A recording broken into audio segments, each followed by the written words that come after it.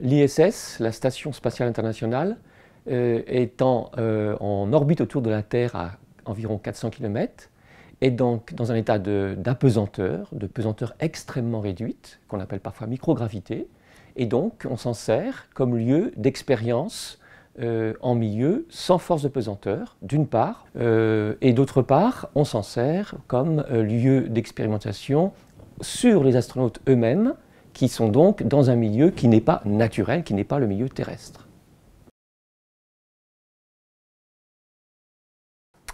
L'avenir de l'ISS a été déjà maintes fois évoqué. Il va probablement durer jusqu'en 2025-2027, donc à recevoir des astronautes régulièrement. Après quoi, on ne sait pas encore, pour des raisons géopolitiques, si on va le détruire, si on va récupérer des modules, il y a une quinzaine de modules, ou si on va le prolonger encore.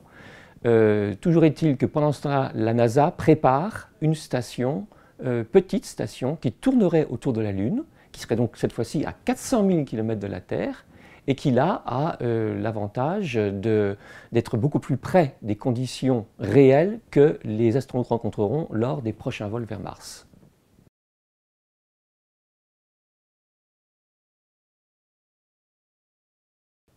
Thomas Pesquet, qui est ingénieur de formation, est le 10e astronaute français à voler dans l'espace, et il est le 550e humain. Il fait suite à des gens comme Jean-Loup Chrétien, qui a commencé en 82, qui est sorti dans l'espace en 88, la première française Claudia Igneré, et puis récemment Léopold Lennart et Philippe Perrin. Il est probable que Thomas Pesquet reparte dans l'espace d'ici quelques années, peut-être vers Mars.